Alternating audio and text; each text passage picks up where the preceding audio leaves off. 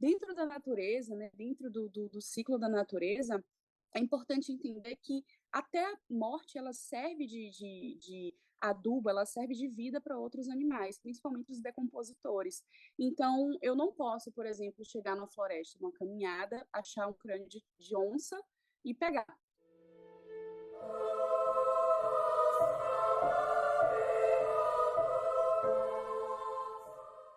Olá a todas as pessoas queridas que nos acompanham. Estamos aqui para mais um Rainhas do Sabá. E eu primeiro quero dar oi para as minhas companheiras Cássia e Lua, recebendo carinhosamente a nossa convidada Karina Lobo. Olá, Karina. Oi, oi, gente. Muito obrigada pelo convite. É um prazer estar aqui com todas vocês. Vamos apresentar então esta convidada. A Karina Lobo é de Salvador, na Bahia, uma artista multifacetada, taxidermista, estudante de engenharia agronômica, amante dos animais e da paleontologia. A Karina criou a marca e a página Volcrânios em 2016, depois de intuitivamente fazer uma arte com um crânio de jegue, que acabou sendo muito elogiado pela família dela. E ela viu ali uma oportunidade de trabalhar com os ossos na magia e o espírito dos animais. E esse é o nosso tema de hoje. E eu queria começar acrescentando que de nós quatro aqui, eu e a Lua Serena somos vegetarianas. E isso não torna incompatível o trabalho com as partes dos animais de forma respeitosa e espiritual. Então nós vamos falar mais sobre isso, mas já queria começar com este comentário, né? Karina, conta pra gente a sua relação com as carcaças dos animais, que pelo que eu entendi, quando você me contou, você encontrava esses animais nas caminhadas que você tinha na fazenda e você acabava tendo alguma interação artística. Primeiro começou desenhando e tal, desde bem novinha. Vamos começar por essa Uhum. história. Vamos lá. Desde pequena eu sempre fui muito curiosa, eu sempre vivi no meio rural, então eu sempre tive experiências com os animais e também com a própria natureza, e desde sempre meu pai foi um grande influenciador nisso, porque ele sempre me fez questionar o porquê, né? O porquê da estrutura, o porquê daquilo tá ali, e todas as perguntas que eu tinha ficavam, né, no ar. Então eu sempre trazia um pouco disso para casa, desde pequenininha. Uma vez meu pai levou um peixe empalhado que ele tinha feito, todo esquisito, gente, vocês não têm noção, era um peixe muito feio. E eu amava aquele peixe, eu simplesmente achava aquele peixe a coisa mais legal da terra. Eu falei, não, um dia eu vou fazer um negócio desse, eu vou ser taxidermista. Isso quando eu tinha, assim, 7 anos, que foi quando eu realmente comecei essa jornada. Mas antigamente, né, quando eu era mais nova, eu sempre gostei muito de desenho de observação. Então eu gostava de ficar vendo as coisas e desenhava. Uma vez eu achei uma carcaça bem bonitinha, assim, de um animal pequeno. Provavelmente era um animal do mato, algum cachorro do mato. Na época eu não sabia, porque eu não estudava anatomia, eu não sabia diferenciar. Eu só achava assim, achei um cadáverzinho ali. E tinha algumas plantas crescendo dele, né? Então aquilo ficou na minha cabeça. Eu falei, nossa, mas como é bonito, né? Você vê a natureza brotando, né, de uma carcaça que ali teve uma vida, uma história. Então você vê que se perpetua. Então, a partir dessa curiosidade, eu sempre tive esse olhar mais amoroso com esses animais, até mesmo, né, com esses cadáveres, até mesmo após a morte. Eu sempre fui uma pessoa que vivia no mato, como eu já falei, eu já peguei carrapato de boi, porque eu ficava montando nos boi e, e eu aparecia de novo, então era bem bacana. E a partir daí foi que começou essa minha jornada. Quando eu fiz assim, uns 16 anos, né, eu fazia hipismo, e eu vivia muito tempo na fazenda. E aí acabava que eu achei um crânio de jegue. Eu estava até com a minha amiga e meu pai. Nisso eu já tinha juntado vários outros ossinhos, só que minha mãe sempre jogava fora. Eu chegava com um crâniozinho de passarinho e minha mãe jogava fora. Ela falou, essa sujeira aqui em casa, não sei o quê. Aí eu achei um crânio de jegue. Meu pai que achou assim, ele tropeçou no crânio de jegue e aí levou, né? Eu falei, vamos levar, eu vou limpar, vou deixar lá na minha coleção.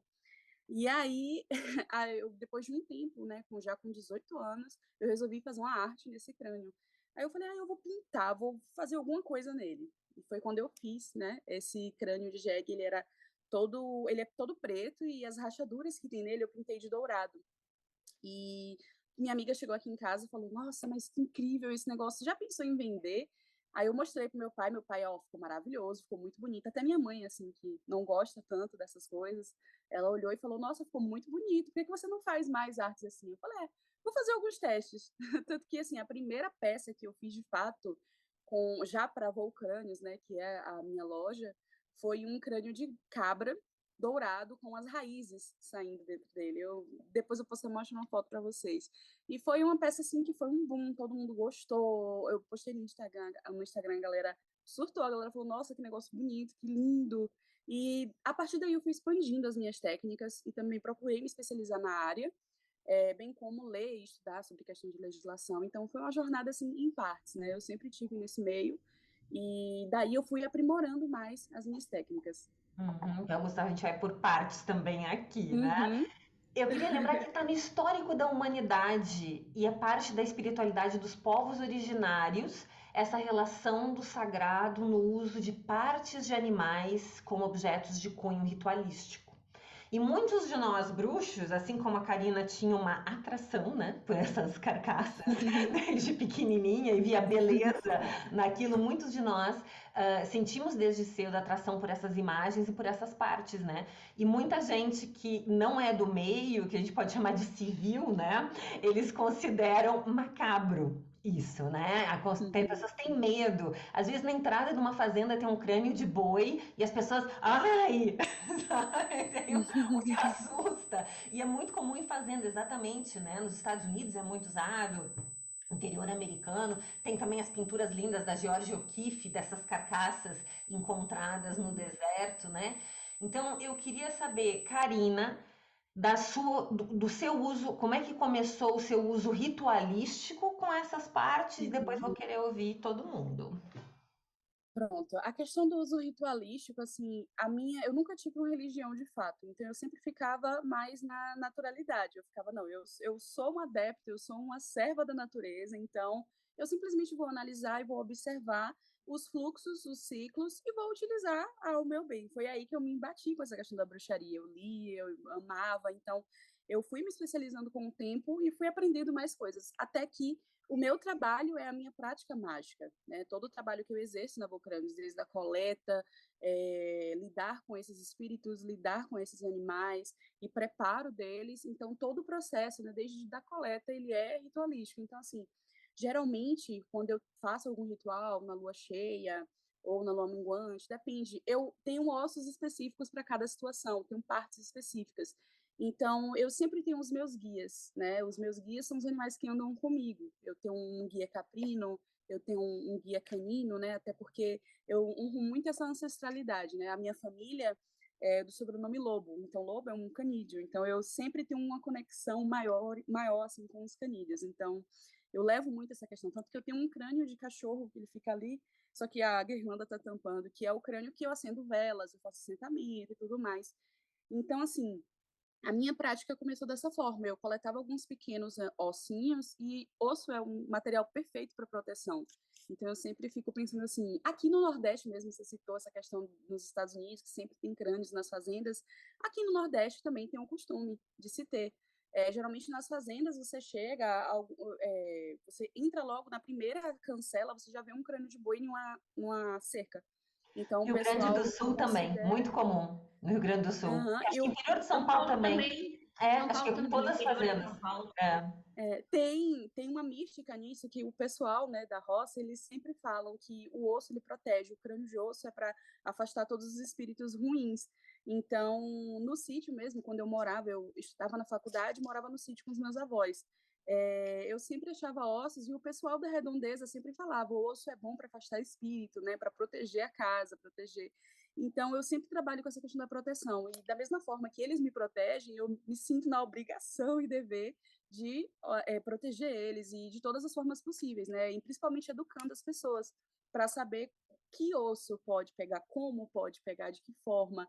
E eu fico feliz que muitas das pessoas que estão ao meu redor, que eu faço questão de ensinar isso, são pessoas que já estão aplicando isso na prática, né? Pessoas que antigamente não tinham filtro para o que coletar. Faltam palavras, porque uma coisa que eu sinto simplesmente é, é uma coisa ancestral, sabe? Eu ainda estou aprendendo muita coisa, eu estou aprendendo muita coisa relacionada a trabalhar com os ossos, com os animais que já morreram, porque eu sou nova, eu tenho 25 anos e minha prática começou há 5 anos, né? Então, eu ainda estou desenvolvendo bastante coisa, eu ainda estou aprendendo sobre mim. Então, tem um custo um pouco alto essa questão de dar vida aos mortos, porque eu preciso balancear isso de alguma forma.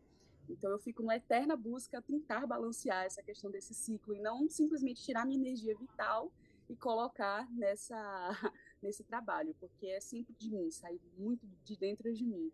E você perguntou quais ossos eu tenho, né, na minha prática. Eu tenho esse crânio de cachorro, depois eu posso até pegar para mostrar para vocês. É um crânio de cachorro bem grande que eu achei em uma das minhas caminhadas no sítio, e eu acabei ficando com ele. E de resto, assim, só os meus amuletos mesmo. Mas os outros crânios que eu tenho são da loja e eu falo assim, é para vocês, sabe? Eu faço a arte pro pessoal. Então os ossos, eles estão sempre comigo, é para eles e para vocês. Muitas vezes as pessoas não se dão conta do quanto de partes de animais a gente tem ao nosso redor. A gente tem penas em brincos, por exemplo, né? Ou em colares, Uhum, né? Isso vem dos indígenas, justamente, essa tradição. Ossos de cobra, dentes de uhum, tubarão que a gente compra em viagem, em feiras de artesanato, né? O pessoal hippie tem muito contato, o pessoal que faz artesania tem muito contato com essas partes de animais. Para mim começou muito também com o tambor, que tem um couro de bicho relacionado ali, um espírito animal que se junta ao vegetal, tem aqueles chocalhos, então tem muito instrumento musical que usa partes de animais também que acabam entrando na nossa prática. Para mim, acho que começou através dos instrumentos e depois foi migrando para outros animais, mas eu queria também comentar porque tem essa. Eu sou da bruxaria tradicional, né? E a maior parte dos altares da bruxaria tradicional tem crânio de, imitação, né, de coisas em formato de crânio humano e ossos e crânios de bicho. Então tem uma coisa que as pessoas não se dão conta, que elas compram pela questão estética e não usam aquilo, né? Então eu queria saber, vamos começar, Lua, conta pra mim essa sua relação com ossos, partes de animais e na sua prática. Eu acho muito legal você ter citado que a gente é vegetariana, né, Pê? Porque às vezes pode pensar, nossa, mas é algo incompatível. Na verdade, eu não vejo incompatibilidade alguma, porque eu penso que, pelo menos para mim, eu escolhi ser vegetariana exatamente por amar os animais e por entender uma escolha, inclusive política, do consumo da carne, né, no geral. E então eu acredito muito que quando a gente trabalha com esses ossos e como a Karina falou muito lindamente da vida a esses seres, né? A gente honra aquela vida ali. É muito bonito, assim. Eu acho que é super compatível, na verdade, com o vegetarianismo. Talvez uma pessoa vegana pense de uma outra forma, mas assim, né? Porque aí nem usa, tal. Não sei, né? Acho que cada pessoa também é uma pessoa. Mas eu vejo que no meu caso, eu não vejo incompatibilidade nenhuma. Então, talvez isso seja um alento para quem de repente está ouvindo, vendo a gente, que é vegetariano também, mas sente essa atração, né? Então, para mim, nunca houve incompatibilidade nenhuma. Eu acho lindo, eu sempre amei desde criança. Então, tem um desenho que até aparece a gente vê no Instagram, que é uma menininha chegando, olha, presente, quando ela abre uma caixinha, um monte de osso, o pessoal, criança sai correndo. Eu super me identifico com isso, porque eu sei, desde criança sempre gostei muito. Porém, eu cresci em São Paulo, capital, então não tinha acesso a isso, né? É diferente quando a gente tem acesso à mata, que a gente encontra isso, esses tesouros. Mas eu sempre achei muito, muito bonito, assim, quando via na televisão, às vezes quando, até assim, curioso, né? Porque o osso, quando a gente come, né? Dá para ver quando come um frango, por exemplo, o osso ele não é branquinho. E eu ficava sempre pensando, assim, na hora que tira a pele, né? Eu ficava pensando, nossa, né? Esse osso aqui, imagina ele branquinho. E eu lembro muito de pegar ossos de galinha e colocar na cândida. Só que a cândida é cloro com água, né? Então ele vai demorar muito tempo, né? Diferente de outros produtos que você vai fazer para branquear o osso. E eu queria deixar aquele osso branquinho e tal. E eu lembro muito da minha avó falando assim, não, a gente fala que ele fica com osso branco quando é muito tempo e tal. Então é tudo muito muito afetivo para mim nesse sentido, curiosamente, que Petrúcia trouxe, né? Às vezes as pessoas acham que é macabro e não é. Eu me lembro que quando eu fui fazer a exumação da minha irmã, né? Todo mundo, ai, nossa, pô, tal.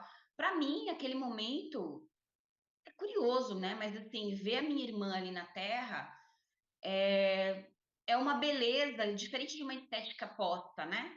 Mas para mim foi belo aquilo, sabe? De ver a retirada, eles retiraram com todo carinho, assim. E eu levei a minha irmã, depois eu levei ela para cremar os ossos, porque a minha irmã queria ser cremada e não pôde à época. E levei os ossos dela. Eu fiquei com muita vontade de pegar, mas eu não senti. Eu senti que eu não deveria, né? Porque eu não tinha falado com ela em vida, sabe? Né? De falar, vou ficar com o osso. Nunca falei com ela sobre isso. Mas eu tenho essa relação muito forte.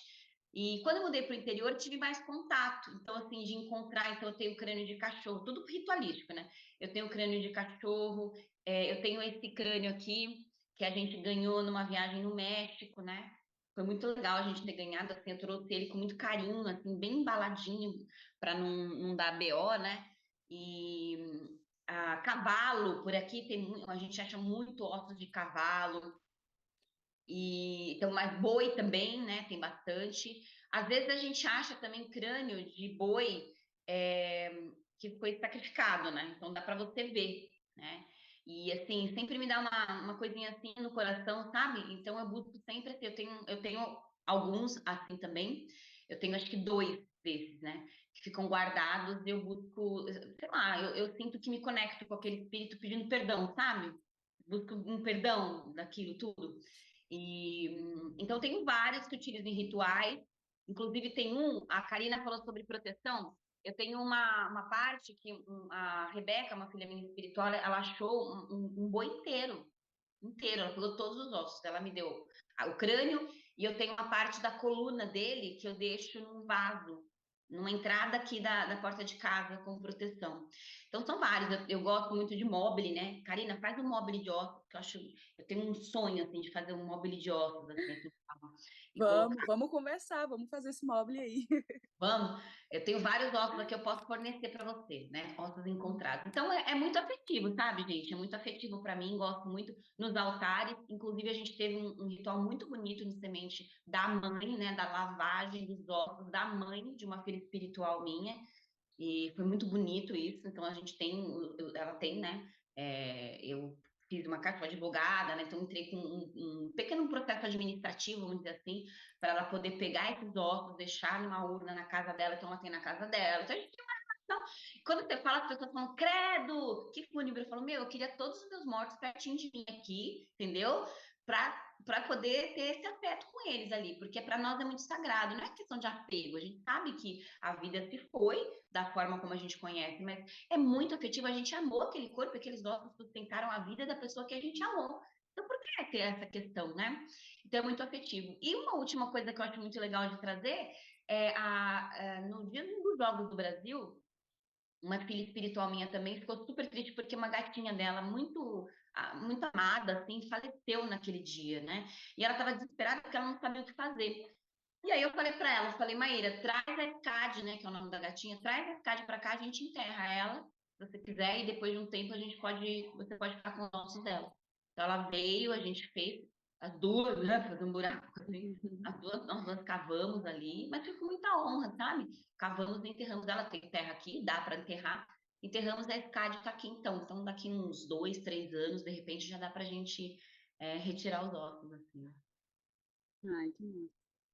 Eu acho que é antes, mas aí depois a gente Eu acho confere que é com a antes porque é Karina. menos, né? Mas acho que você vai garantir. Porque é pequenininho, né? O osso de gato é pequenininho, né? É antes mesmo, é antes. É. Cássia, você, qual é a sua relação pessoal com as partes de animais e os ossos? Então, eu tava refletindo, né, quando a gente tava falando da pauta e tal. Eu acho que tem realmente uma questão urbana bastante complexa, né, com essa coisa dos ossos, no geral, das pessoas, porque a gente acaba ficando muito distante dessa realidade, seja do bicho que a gente come, seja ritualístico, ou como a Lua e a Karina estavam falando, de encontrar, né, de caminhar e encontrar. Então, eu acho que acaba virando meio que um tabu, né, as pessoas, de quando você tem alguma coisa, ou quando você tem interesse e tal, né? Tem hoje possibilidade até de você comprar em resina, né?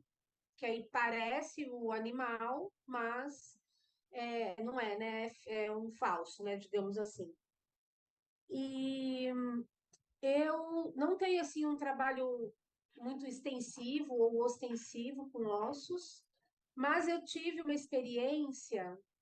Uma época eu estava fazendo um curso de Seidri, né, que é magia nórdica, e aí eu precisava fazer algumas meditações, algumas coisas assim, numa área verde, né? E aí um dia, era uma quarta-feira, eu fui fazer perto da minha casa, onde eu morava antes, né? Tinha umas praças e tal, então eu fui até lá, eu finalizei a meditação e na hora que eu estava voltando para casa, eu encontrei uma carcaça de passarinho.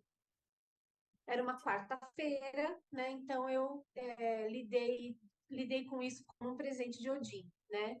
Trouxe para casa, dei uma limpada e utilizo nos meus trabalhos com ele, né? Além disso, uma coisa que não é osso, mas é uma parte de animal que eu acho que a gente usa bastante e não se dá muita conta é concha, né? São partes de animais. E parece que a gente não lembra muito disso, né? Quando a gente tem, a gente adquire, às vezes compra, às vezes pega na praia, né? Mas também são partes de animais. Concha eu uso bastante, eu uso mais. Tanto para fazer rituais relacionados à água, como coisas relacionadas ao próprio significado da concha, né? Que está ligado ao mar, às deusas do mar, e algumas coisas que eu penso também a respeito, que dá para trabalhar com alguns cristais e tal. Então eu utilizo. E eu acho que é interessante como a sociedade no geral, as sociedades urbanas, elas acabaram se afastando muito dessa relação com a natureza barra morte. A gente pensa muito sobre a vida, né? Mas pouco sobre a morte. E aí, nessa questão, a gente não reflete, não faz uma reflexão sobre que é esquisito usar um osso, ou ter um osso em casa, ou ter um osso na parede, né? Um crânio, ou alguns ossos e tal. Mas tudo bem comprar carne no mercado que você não sabe a procedência e como aquele animal faleceu, né? Então, eu acho que são questões aí que a gente, até como pagão, deve refletir, porque às vezes na própria comunidade as pessoas não têm, né, essa ligação ou preocupação ou coisas do tipo, e eu acho que é pertinente. Me ocorreu agora uma coisa, parece que nós chegamos a uma conclusão muito clara aqui, de que osso igual morte, né? Nos lembra imediatamente de morte. Agora, o mesmo não se dá com conchas e com penas. E aí eu fico pensando se isso é porque são espécies que não são mamíferas. Então a gente não tem essa relação tão direta. Mas quando você encontra osso, nós também os temos. Nós não temos penas, nós não temos concha, mas osso a gente tem. Então a gente talvez reconheça nisso, talvez por isso dê essa sensação muito mais próxima e de reconhecer de fato que há uma morte e uma perda. Além de que pena você poderia, a rigor, tirar de um bicho que não morreu, mas dificilmente, né? Mas enfim, ele pode perder a pena no voo e tudo mais, e a concha é um resto de um bicho que não está mais usando aquela concha, né, também. Isso que Enfim, você trouxe mas me tem lembra muito o que aconteceu com a Kátia, né? Porque assim, a gente sempre fala assim, pô, caiu uma pena, ganhei presente. Mas se vê um osso de passarinho, por exemplo, a gente não, né? Mas assim, algumas pessoas podem falar, ai, nossa, que horror e tal, né? Agora com a pena a gente não pensa assim, não né? tem essa relação. É uma coisa para a gente também pensar, né? Porque talvez tenha uma distância maior, ou não remete imediatamente à morte como um osso remete. Mas também eu fiquei lembrando que na história humana, os ossos eram usados como ferramenta mesmo, cavava o chão com osso. E que tem as galhadas, os bichos trocam a galhada, né? Então esse também você não depende da morte do bicho, pode encontrar uma galhada que foi uma troca, né? E aliás, primeira parte animal que eu de fato adquiri com toda essa consciência foi uma pequena galhada de cervo, porque se usa numa ferramenta da bruxaria tradicional, e eu estava em busca da minha, e encontrei um pessoal que tinha isso, também trabalhado com penas e guizos, também tinha um trabalho artístico envolvido com isso. Eu me lembrei de uma outra experiência que eu tive, queria compartilhar também falando sobre penas. Uma vez eu estava fazendo um exercício de xamanismo urbano. Eu tinha ouvido um podcast a respeito de xamanismo urbano, que é um conceito bem interessante, né? Que é você estar ali. Então, o exercício era meio que você andar por um local que você esteja, né? Enfim. E aí você prestar atenção nas coisas, né? E aí eu estava fazendo esse exercício, foi bastante interessante. Aquele dia eu estava fazendo meditação ativa, né? Andando e me conectando e tal. E eu encontrei um passarinho morto. Então é aquela coisa com passarinho, né? Eu encontrei um passarinho morto, ele tinha morrido fazia muito pouco tempo, muito mesmo, porque ele estava quente ainda.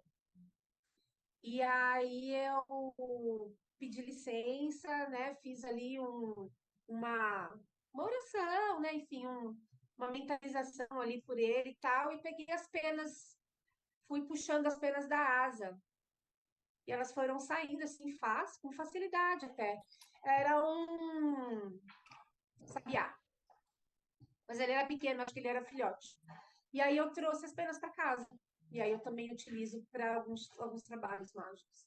Uhum.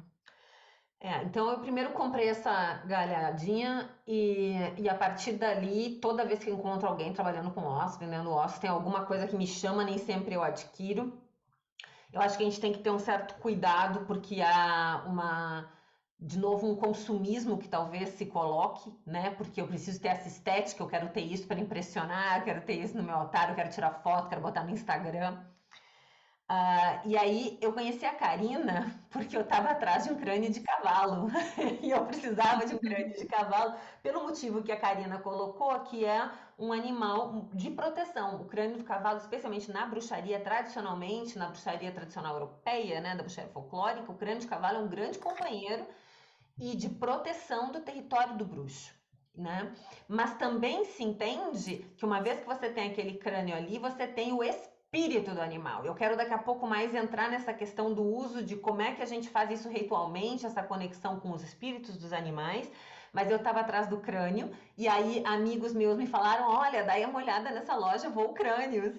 E aí eu falei com a Karina e ela tinha um crânio de cavalo, que era de um crânio que ela conhecia, o cavalo que ela conhecia tinha nome e me mandou foto do cavalo vivo. Então eu sei o nome do cavalo. Quando a gente fala com ele, a gente chama pelo nome. Então ele é muito querido aqui, só para você saber, Karina. E ele foi primeiro para o templo, na Panteão, na Casa Panteão que eu tinha, que era o espaço holístico em São Paulo, que tinha um templo de bruxaria dentro. E agora está aqui comigo no mato, em Embu, onde eu estou morando, é na entrada da minha casa. Tá? Logo que sobe uma rampa de mata, assim, tem o crânio num pilar lá Para você colocado. ver como é instintiva essa questão, né, do cavalo e a bruxaria. Aqui em casa também tem um crânio de cavalo na porta de casa.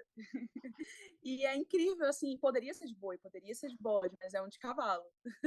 Uhum. Karina, eu queria falar com você sobre a taxidermia, né? Porque Uhum. ah, a gente está acostumado a ver a ideia de taxidermia justamente naquele horror, os caçadores que empalham os bichos e põem como troféu nas paredes. E aí sim, aí vegetarianos também, isso a gente já né, não desce, né? Não E eu desce. acho abusivo isso aí, porque é uma caça desnecessária. Eu entendo usar, consumir o Sim. bicho e tudo mais. Mas a questão é um trabalho muito minucioso isso, de lidar com essa Sim. morte, com os restos mortais. Como é que foi para você aprender isso? A Lua falou de enterrar o gato da filha espiritual dela, tempo das coisas, carcaças em que estado você encontra, como é que é? Existe curso disso? Porque tem uma Uhum. curiosidade, obviamente, né? Aham. Vamos lá. Primeiro é interessante a gente falar sobre a diferença, né, entre taxidermia e osteotécnica, né, o osteotratamento. A taxidermia é mais a preservação da derme do animal. E o osteotratamento é justamente o tratamento dos ossos, a limpeza dos ossos, e, posteriormente, realização de arte ou preparo para coleções científicas. A taxidermia, de fato, é uma ciência, uma arte também, que é muito realizada em laboratórios e museus, e laboratórios, eu digo, de faculdades, universidades, para você conservar também, você ter registros morfológicos, né, e anatômicos de alguns animais. Então, o que acontece? Existe essa questão, né, eu falo demonização da taxidermia porque é uma demonização. Existem pessoas que são verdadeiros demônios para a taxidermia, são pessoas que não desmatam, que acabam destruindo todo um bioma por causa de uma luxúria de você ter aquele animal. Existe sim a caça predatória, e existem também muitas leis regulamentadas para questões de caça, né? Principalmente fora do Brasil. No Brasil, a lei ainda é um pouco, como eu posso dizer? É uma lei um pouco confusa, mas, assim, dá para saber quais são os animais que são permitidos caça no Brasil. Atualmente é só permitida a caça no Brasil de animais em situação de praga, que na verdade, é manejo de fauna, né? Para você tirar um animal que está em uma situação de praga, para que ele pare de causar danos a grandes plantios, e risco também às pessoas, né? Risco zoonótico.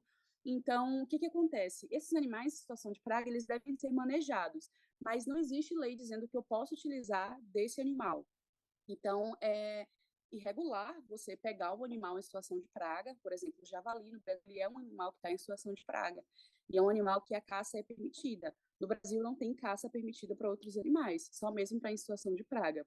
Então, fora do Brasil já é diferente. Fora do Brasil existem populações de cervos, de alces, principalmente na América do Norte, que são permitidas a caça. Existem períodos que são permitida a caça de urso nos Estados Unidos. Então, existem regulamentações, e um amigo meu que mora no Alasca, ele sempre fala comigo, ele fez uma viagem, assim, ele me levou dentro de num museu de taxidermia e estava conversando com um rapaz, né, que estava atendendo ele, falando sobre essa questão da caça. Geralmente, a caça de ursos, né, para você consumir ou fazer qualquer que seja o uso dele, é mais restrita a questão de controle populacional. Então, dentro, né, da fauna, você tem que ter o controle para você não gerar um desequilíbrio e risco também à população. Só que muitas pessoas vão contra a lei, muitas pessoas fazem a caça irregular e matam esses animais. Eu sou contra a caça. Por que eu gosto de falar essa questão da caça? Porque existe muito tráfico no Brasil, tráfico de animais, tráfico de partes de animais. Então, é interessante a gente pegar nesse ponto inicialmente para as pessoas entenderem o que é que pode ser coletado, de que forma pode ser coletado. Dentro da natureza, né, dentro do ciclo da natureza, é importante entender que até a morte ela serve de adubo, ela serve de vida para outros animais, principalmente os decompositores. Então, eu não posso, por exemplo, chegar na floresta, numa caminhada, achar um crânio de onça e pegar, porque eu posso estar tirando dali eu posso quebrar esse ciclo, né? Principalmente algumas pessoas que encontram um animal recém-morto, não se sabe a morte e tal. Então, eu acho assim que é parte da preservação você saber que animal coletar, você saber como coletar, porque acaba fortalecendo um pouco essa questão desse mercado ilegal. Gente, eu achava que era pouco, mas é tanto tráfico que acontece nesse Brasil. Eu estava lendo, né, inclusive com a minha amiga que é bióloga, e ela é manejadora de fauna, ela faz resgate de fauna, né, ela retira os animais que estão em situação de risco e colocam para outro local de área silvestre. E ela me fala assim, passarinho, todo dia, são centenas de pássaros, centenas de cagas, animais, pequenos mamíferos, e até animais que são traficados para fora do Brasil. Né? Então, assim, é bom estar atento, né, sobre o que coletar, o que comprar, principalmente, porque tem muita gente que não tem esse cuidado, e é parte da ética, né? Você tem que conservar e preservar a fauna que você vive, porque a gente tem que preservar, senão a gente não vai ter um momento, né? Existem animais que estão ameaçados. Então, por isso que dentro da minha ética, eu só trabalho com animais domésticos, né? Animais domésticos que morreram de forma natural ou acidental. São animais que, se possível, eu monitoro durante a vida, ou eu tenho convicção de que o dono, o ex-dono, o ex-proprietário, cuidou de uma forma ética. E dentro da minha linhagem na agronomia, eu trabalho com bem-estar animal. Então, eu trabalho com essa questão de construções de fazer a construção animal visando o bem-estar. Então, eu já converso com os produtores dessa forma. Eles sempre gostaram do meu trabalho, assim. As pessoas veem como macabro inicialmente. Eu percebo que o povo da roça, que vive em contato constante com essas partes animais, eles acham belíssimo. Eles são as pessoas que menos têm preconceitos. É incrível. Eles olham e falam assim, gente, como é que você pensou que isso poderia ficar assim tão bonito? Eu achei tão lindo. E até umas artes que eu faço, que são as artes mais dark, né, para um público mais dark, o pessoal ama, eles acham lindo. Eles são pessoas religiosas, católicas ou evangélicas, eles acham muito bonito. Então, foi o primeiro choque que eu tive. Eu achava que eu receberia muito preconceito da parte deles, mas eu geralmente vejo mais vindo de pessoas do meio urbano que não têm tanto contato com essa questão dos ciclos da vida, né? E da morte. Então, assim, Fala voltando um a falar nessa pouquinho, questão. Karina, do trato com o osso nas condições que você Uhum, pega, como é que você aprendeu esse processo? uhum.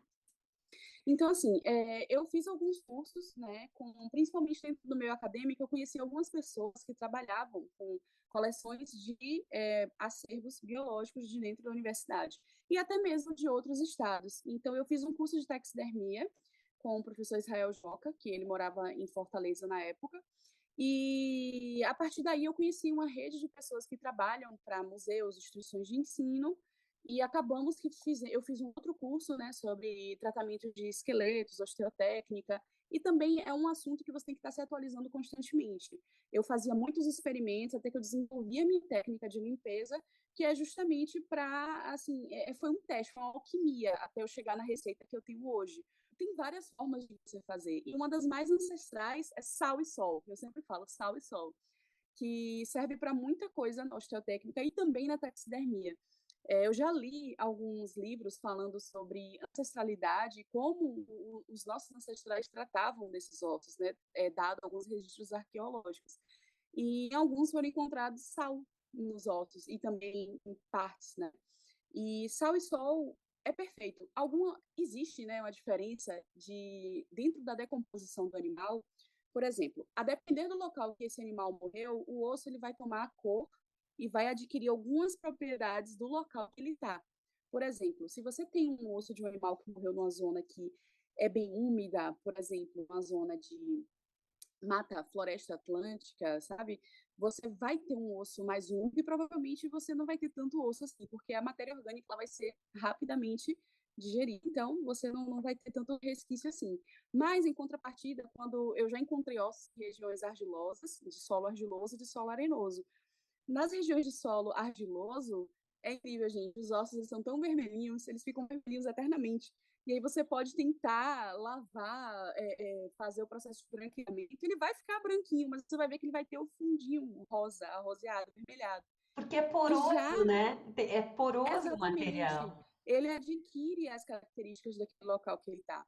E em solos arenosos ele fica branco, branco, branco e muito rachadinho, porque o solo ele retém aquela umidade. Então, é bem incrível. Então, assim, foi muita desses conhecimentos eu adquiri também de forma através de observação, né, que eu observava também como os ossos chegavam até mim, e eu recebo, né, esses ossos, eu vou em busca desses ossos nos pastos, e também alguns produtores que moram perto, eles chegam e falam, ó, morreu um bode de fulano ali, caiu, morreu doente. Eu falei, foi zoonose? Foi alguma doença, assim, contagiosa? Porque dentro da minha ética eu faço questão de preservar essas características, porque e de fazer questão de perguntar, entrevistar esses donos, porque o meu trabalho também como agrônoma é precaver situações de contaminação, porque eu tenho plena consciência que animais eles podem contaminar as pessoas com zoonoses. A pandemia de Covid foi um caso, né, de zoonose. Então, é o meu trabalho, é a minha ética, então eu faço questão de perguntar, o animal estava doente de quê? Aí, às vezes, a pessoa não sabe falar. Então, para taxidermia já não me serve, para taxidermia eu já não trabalho. Porque, por exemplo, a taxidermia é a conservação da derme. E todas as vezes que eu fiz taxidermia, foram com... Uma vez eu fiz um guaxinim junto com o professor, mas foi para a coleção científica do laboratório da faculdade que eu faço. E tem essa aqui, deixa eu mostrar para vocês, uma cuiubinha. Essa foi a minha primeira taxidermia de ave. Eu fiz tem alguns anos. É uma cuibinha, foi um passarinho que eu encontrei morto. Ele tinha acabado de morrer, acho que foi por queda, na árvore perto da casa de minha avó. E aí eu achei ele no chão, é a coisa mais fofinha. E eu fiz essa taxidermia de ave, foi a minha primeira. E, assim, é um animal que vivia lá, né? Ele vive, a população dele vive todo dia. Se você for 5h30 da tarde, olhar para a árvore, eles vão estar lá. E eles ficam voando, né, durante o dia. E aconteceu de eu achar. E aí eu guardei ele por muito tempo e eu achei que eu não ia fazer nada. E por fim eu falei, vou fazer essa cuyuguinha. E aí eu fiz. E eu pretendo, em algum momento, levar para o museu da faculdade, porque é um animal que não me pertence, né? É um animal que, assim, a lei brasileira, ela fala que animais silvestres, né, animais que vivem soltos na natureza, eles não podem ser vendidos e comercializados as suas partes, né? Então, tem toda uma questão de legislação, ética. Então, por exemplo, eu encontrei, eu não posso vender, eu poderia ficar, mas eu não posso vender. Então, assim, eu nem tenho interesse, porque a minha questão com a taxidermia é trabalhar mais com animais comerciais. Por exemplo, peixes, né, que está bem ao meu alcance, crustáceo. Esse aqui é um vermelhinho que eu fiz, que eu comprei no mercado de peixe. Ele já estava bem deterioradinho, eu tive que fazer algumas reformas, porque o rapaz falou que ele não ia prestar para vender. Aí eu falei, não, vai prestar para alguma coisa. Eu ia perguntar do peixe mesmo, né? Falar, nossa, será que dá para fazer? Que legal, é o crustáceo, Dá sim, legal. dá sim. Dá para fazer praticamente de todos os animais. Existem técnicas diversas para vários tipos de animais. Por exemplo, animais cartilaginosos, existe uma técnica chamada plastinação. E existem pessoas que fazem plastinação, por exemplo, para estudo anatômico mesmo, né? Dentro das faculdades, você tem alguns animais conservados em plastinação e muito do corpo humano também para estudo da medicina. Muitas artes são conservadas através da plastinação. Não existe aquela questão da taxidermia para o humano, é mais plastinação. Eu queria saber assim, o que você acha? Por exemplo, é muito comum, inclusive no interior, famílias que têm, tipo, coelho, e aí eles consomem essa carne de coelho, né? Eu tinha um Sim. espiritual, por exemplo, que o pai dele tinha lá uns cabritos, cabras, e por vezes, assim, imolavam aqueles animais e a família. Ele tem filhotes grandes, Uhum. eu tenho vários aqui, porque ele faz presente, olha, esse aqui é do Chimbinha, que era sabe, um cabrito que a família conhecia. O que você acha disso? Eu acho uma forma linda de você ter a lembrança desse animal, porque foi um animal que serviu de alimento, é um animal que sustentou a vida de alguém. E acontece muito no semiárido, por exemplo. As pessoas elas querem aproveitar todas as partes do animal porque elas precisam disso para sobreviver. Então, a partir do momento que você tem um animal com todo cuidado, o animal ele é bem cuidado, ele tem um bem-estar durante toda a sua vida produtiva, e chega o momento dele ir e seja feito de forma respeitosa, eu acho tranquilo, assim. Eu tenho alguns animais que vieram dessa forma, né? E são meus. Por exemplo, eu tenho um crânio de bode que veio de um bode que a família falou: chegou o dia dele, a gente vai consumir, e se você quiser, você fica com os ossos. Eu falei: não, eu quero o crânio do bode.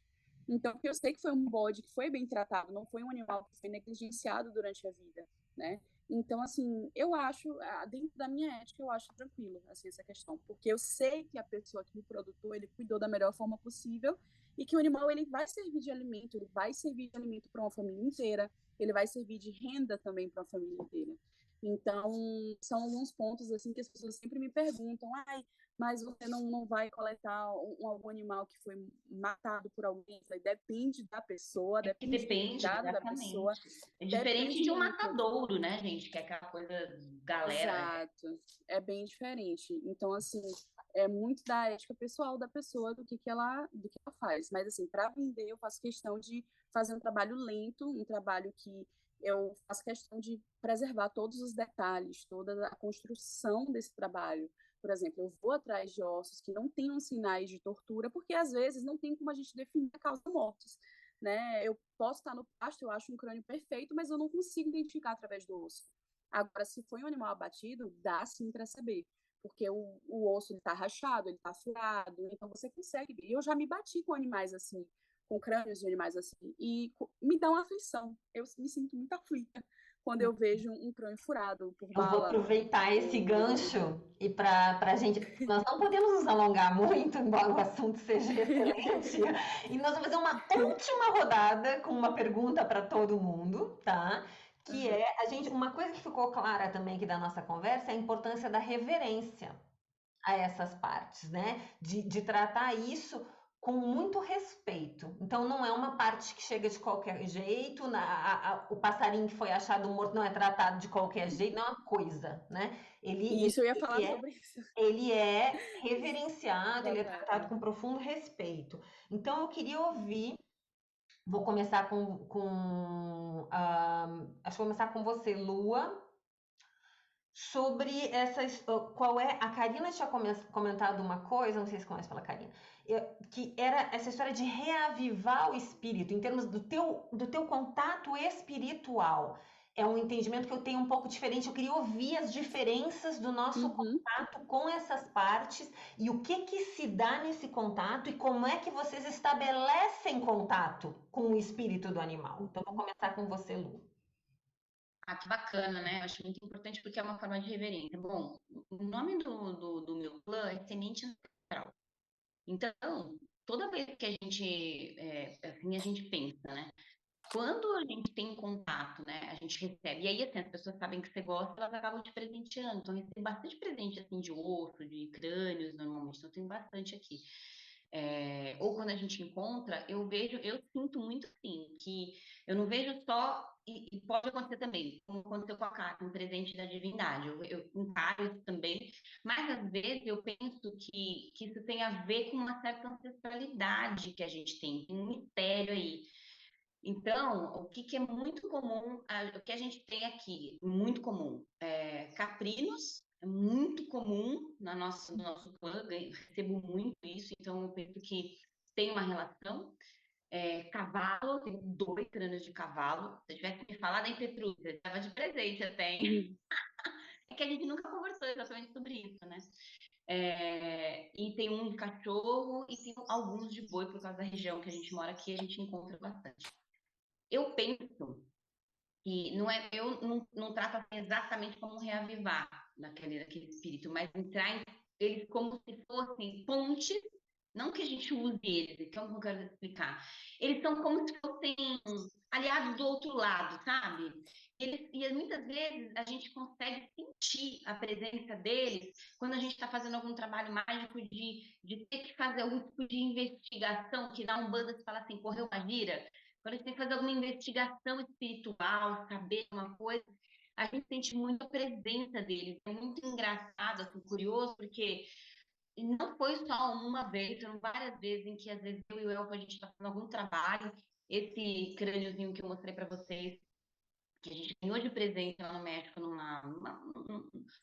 um xamã, vamos dizer assim, um xamã mexicano que deu de presente pra gente, ele é um grande aliado nosso nesse sentido, e a gente não sabia o nome dele, não, a gente deu o nome para ele. Então a gente estava fazendo um trabalho, foi muito interessante, porque pessoas que tinham recém-chegado no Semente começaram a sonhar com caprinos, com cabras e tal, né? E eu sempre falava, ah, legal, e qual foi o contexto desse sonho?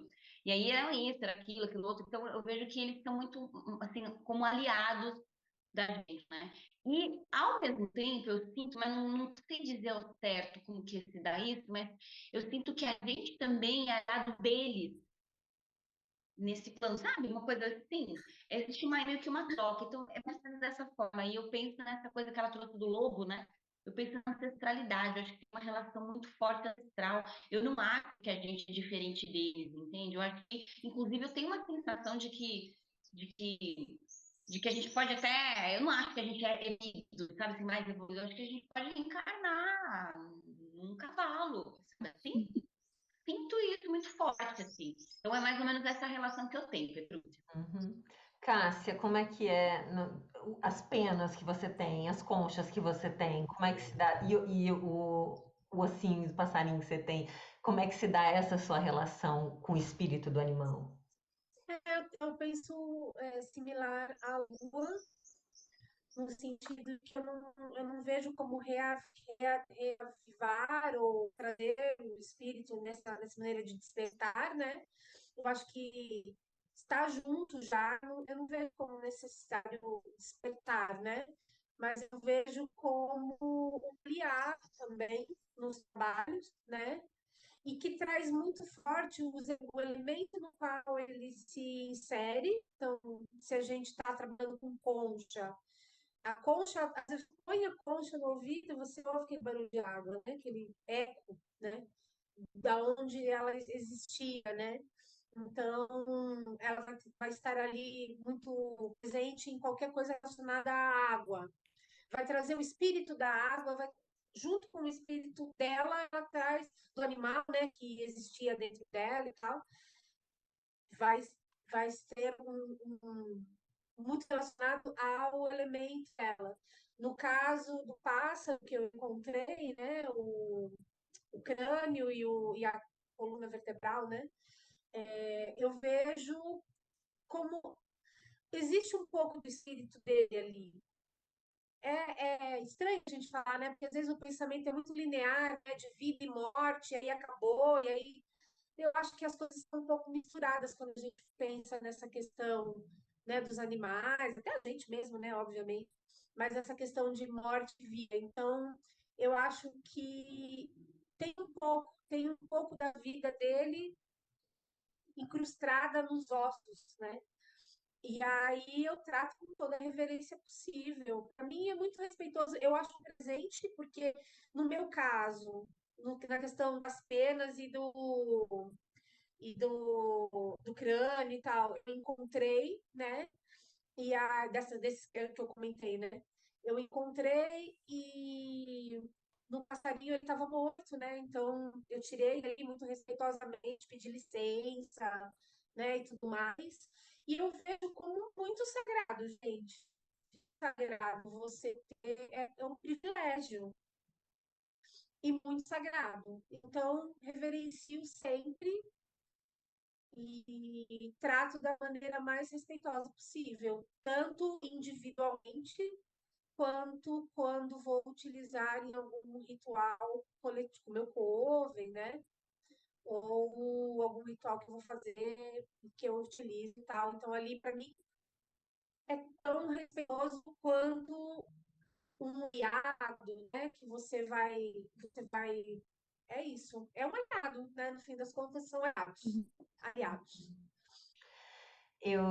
Foi legal você ter falado dessa forma. Deixa eu só comentar uma coisa interessante que eu lembrei da concha que a gente falou lá quando eu estive no México no ritual, no culto da Santa Morte que eu fui lá. É uma menininha que toca uma concha para chamar a Santa Morte. É uma concha que eles tocam. Então, isso é interessante essa relação também, né? De chamada da Uhum. laninha. E de usar como um instrumento musical, né? Um instrumento sonoro. Muito legal. Eu fui ensinada que quando a gente vai tá interessado numa parte animal, ou recebe uma parte animal, a gente deve entrar, né, fazer um contato com o espírito do animal. Assim como a Cássia colocou, esse espírito não está completamente embora. É como se um espectro, uma parte, permanecesse do lado de lá, tá no astral. Então eu entro em contato e há um interesse do espírito do animal em trabalhar com o bruxo. Então é recíproco, como a Lua colocou. Então eu estou interessada em trabalhar com esse animal como uma aliança, e eu acho que é essa palavra que a Lua não falou, mas é a palavra que eu uso, é uma aliança e mútua. Então eu entro em contato, eu tenho interesse, como se aquela força, aquele espírito, o cavalo como um guardião, o cachorro como um guardião, como alguém um espírito que enxerga coisas além do que está na minha casa. Então na minha casa tem meus ancestrais de sangue, tem os bichos, que eu tenho as partes aqui, tem os bichos vivos que estão aqui, né? Então a casa de um bruxo é uma casa que tem muitos espíritos circulando. E os espíritos dessas partes animais também circulam, por isso que a gente tem que ter um contato e saber se é recíproco, se eles, né, que sensação você tem desse animal para trabalhar com você. E eu tive uma experiência, eu herdei um chifre grande de veado do Mato Grosso, que veio para mim quando meu avô teve fazenda no Mato Grosso e tem, portanto, pele de bicho, de cobra, que vem dessa experiência, porque se mata na fazenda, porque é sonho de sobrevivência, muitas vezes, não é nem que caça, né? Mas, então, meu avô trazia e tal do Mato Grosso, e eu herdei esse chifre grande, só que esse chifre foi cortado. Esse chifre não foi caído, dá pra ver. E aí a primeira vez, é um chifre que eu tô com dificuldade de entrar em contato, porque a primeira vez que eu dei o bicho enfurecido, enfurecido.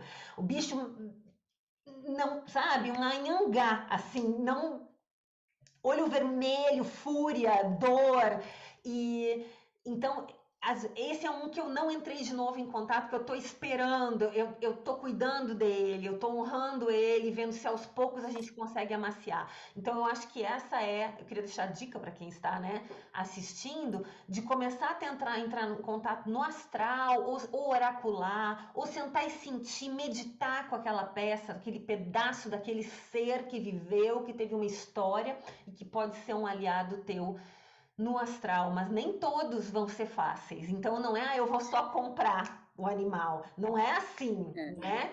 Exatamente por isso a procedência que a Karina está falando e a forma da morte desse bicho é fundamental para a maneira que esse espírito vai querer ou não entrar em contato e aliança com o ser humano. E a Karina, por favor, fale. A minha forma de trabalhar com os ossos, eu os vejo, assim, eu consigo ver o osso do animal e eu consigo sentir essa presença. E a vem através de sonhos. Gente, eu sonho com osso quase todo dia da minha vida, vocês não têm noção. Todo dia eu tô sonhando com ossos, com animais. E ao meu redor também, eu observo muitas coisas ao meu redor. Às vezes eu vejo relance, gente, é incrível. Uma vez chegou um bode aqui, que foi um bode que eu já namorava ele há muito tempo, desde quando ele era vivo. Eu falei, gente, esse bode é a coisa mais linda do mundo. Aí, tanto que eu achei engraçado que o meu pai falou, você tá agorando o bode, o bode morreu? Eu falei, não tô agorando, eu amo esse bode. E aconteceu que esse bode morreu e a dona me deu ele. E aí, de relance, assim, às vezes eu tava tratando ele, limpei, de relance eu olhava assim, sabe quando você dá aquela olhadinha de quina? E eu via um animal atrás, assim. Aí eu falei, ó, chega, me arrepia, assim, arrepia a nuca. Eu sinto, sei lá, é como se fosse um Wi-Fi do além. Eu sinto um negócio assim, então... Aí eu falo, ó, ele tá aqui. Aí eu chego e falei pro meu namorado, eu falei, às vezes eu sinto eles por perto, né? Ainda mais quando tem, tipo, sempre tem, eu tô rodeado deles. Então eu sempre sinto, eu me sinto confortável. Às vezes eu preciso desse contato para eu me sentir bem, né? Então é mais visceral, é mais, como eu falei, não verbal, porque a gente não consegue se comunicar com palavras. Eu não consigo me comunicar com palavras com eles. É mais ação. O animal, ele interpreta carinho, ele interpreta gestos quando você faz carinho nele. Então é muito mais uma coisa assim ancestral, por exemplo. Tem esse crânio aqui que ele é até de uma escultura que eu vou soltar na Vulcânia. Eu geralmente faço muito carinho nos meus ossos. Eu gosto de analisar, de olhar eles, imaginar como eles seriam em vida, os que eu não tenho nenhum contato. E eu sinto que alivia o meu coração, eu sinto um alívio em mim. E eu tento passar essa questão, essa paz, esse cuidado, esse carinho para eles também. E é dessa forma que se constrói essa ligação. Até mesmo com animais que eu faço com taxidermia. Geralmente eu faço taxidermia de cauda de peixe, e, assim, varia muito, sabe? Do animal para o animal. Mas uma coisa que eu gosto de falar e que eu acho necessário falar é a questão do respeito, né? Você respeitar, você não tratar um animal como um objeto. Porque tem muita gente que... eu já tive experiências horríveis de ver pessoas jogando ossos no chão. E, assim, de uma forma extremamente deliberada. Tipo, jogou lá, isso aqui é um osso só. Eu falei, gente, mas não é só um osso, não é só uma coisa que você joga. Não é assim, ou, por exemplo, pegar uma carcaça de um peixe que vai abrir, né, para consumir, bate na mesa. Então, não é assim, gente, não é assim que se trata. Então, eu tento levar dessa forma, né, o que acontece comigo, que eu sinto, é muito visceral, é muito, né, ancestral. E, inclusive, eu fiz, né, um curta-metragem com minha amiga, que eu até compartilhei recentemente, que é sobre isso. A gente misturou a minha história dela, dessa questão do contato, né, com os animais, e também com as carcaças dele. A gente criou uma historinha sobre uma entidade que habita as carcaças. E eu tenho aqui até a coroa que a entidade usa para mostrar para vocês, que eu acho que foi os trabalhos assim, mais íntimos que a gente fez até hoje. Foi uma coisa extremamente instintiva. A gente decidiu fazer um filme numa noite, na outra a gente já estava gravando.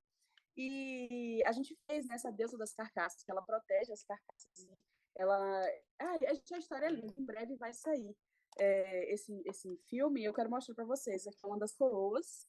Eu não tenho como colocar porque eu estou com o fone. E essa é uma das coroas da Rainha das Carcaças.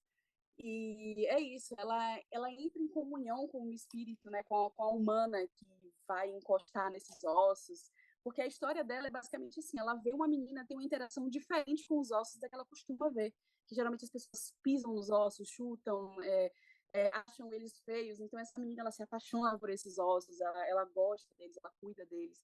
Então é bem bacana, em breve o filme está pronto. É uma coisa assim, gente, foi bem amadora, assim, a gente fez porque a gente estava querendo se divertir. E o fato de eu lidar com eles em vida, eu acho que ajuda essa conexão que eu tenho com os mortos.